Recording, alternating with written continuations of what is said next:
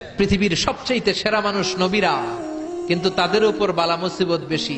আমরা কয়জনে কালিমার জন্য চর খেয়েছি, থাপ্পড় খেয়েছি, কয়জন আমরা গালি খেয়েছি, কয়জন আমরা কালিমার দাওয়াত প্রচার করতে যে জেল খেটেছি, মাইর খায় নাই, অত্যাচারের শিকার হয় নাই, এমন কোন নবী আল্লাহর জমিনে নাই। চিল্লায় বলেন ঠিক কিনা?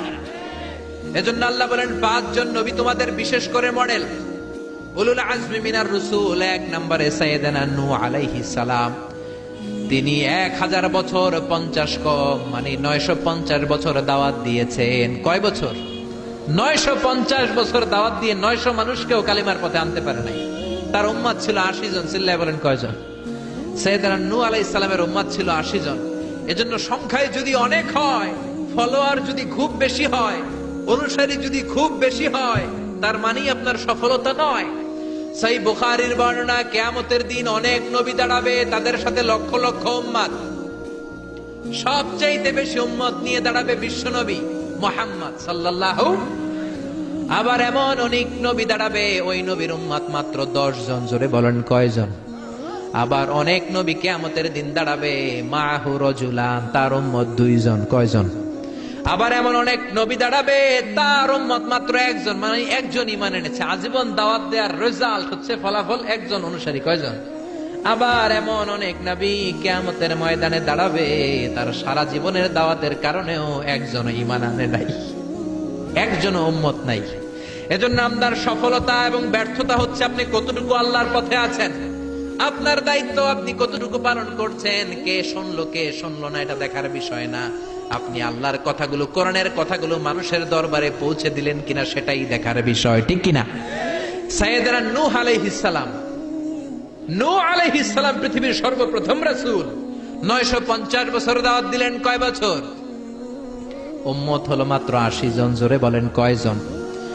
রাগের চোটে আল্লাহরে বললেন, আল্লাহ রে, রাব্বিন্নী দাউতু কওমি লাইলা ওয়া নাহারা, দিনে রাতে দাওয়াত দিলাম, ফালাম ইয়াজিদহুম দুআই ইল্লা ফিরারা। যখনই আমি দাওয়াত দিতে যাই, লোকজন ভেগে ভেগে যায়। দাওয়াত দিতে গেলে ভেগে যায়। আমি দাওয়াত দিতেছি, আপনারা কি ভেগে চলে যাচ্ছেন? আঙ্গুলগুলো কানের মধ্যে ঢুকিয়ে রাখতো যাতে কালেমার কথা না শোনা যায়। আবার কাপড় দিয়ে চেহারা ঢেকে রাখতো, অহংকার করত। সাইয়েদনা নূহের উপর এমন কোন অত্যাচার নাই, করা হয় নাই। ওনারে পেটানো হতো, পাগল বলা হতো, গালি দেওয়া হতো, কুকুর লেলিয়ে দেওয়া হতো, পিটাতে পিটাতে মরে গিয়েছে ভেবে। সাইয়েদনা নূহ যখন বেহুশ হয়ে যেতেন, মারা গিয়েছে ভেবে কাঁথা দিয়ে পেঁচিয়ে পাহাড়ে রেখে আসা হতো। আবার পাহাড়ের উপর থেকে হুশ ফিরে পেলে সাইয়েদনা নূহ পাহাড় থেকে নেমে লোকালয়ে এসে লোকদের কাছে আবার ধৈর্য নিয়ে দাওয়াত দিতেন, লা ইলাহা ইল্লাল্লাহু নূহুন রাসূলুল্লাহ। আবার দাওয়াত দিতেন। এই ছিল নবীদের দাওয়াত। উনি দাওয়াত দিতে লাগলেন, দিতে দিতে অসহ্য, আর কত দাওয়াত দেওয়া যায়, কথা শুনে না ওনার। উনি আল্লাহরে বললেন, রব্বিলা তাযার আলাল আরদি মিনাল কাফিরিনা দাইয়ারা। ও আল্লাহ, 950 বছরে দাওয়াত দিলাম, দাড়িগুলোরে সাদা করে ফেললাম, 80 জনের বেশি উম্মত হলো না। কাফেরদের আন্ডা বাচ্চা যত আছে সবগুলারে শেষ করে দাও। আল্লাহ বললেন, নূহ, বিশাল একটা নৌকা বানাও, সবাই নৌকার উপরে ওঠো, বিশাল বড় তুফান হবে, বন্যা হবে। এই কথা শুনে সবাই হাসাহাসি। মরুভূমির মধ্যে আবার বন্যা কেমনে হয়? সাইয়েদনা নূহের ছেলে বলে, বন্যা হলে ব্যাপার না, আমি পাহাড়ে উঠে যাব। সাইয়েদনা নূহ আলাইহিস সালাম বললেন, লা আসিমাল ইয়াউম, পাহাড় আজকে কাউরে বাঁচাতে পারবে? বন্যা শুরু হয়ে গেল। drastically flooded whole the territory of the world. Not a single territory is saved from this flood.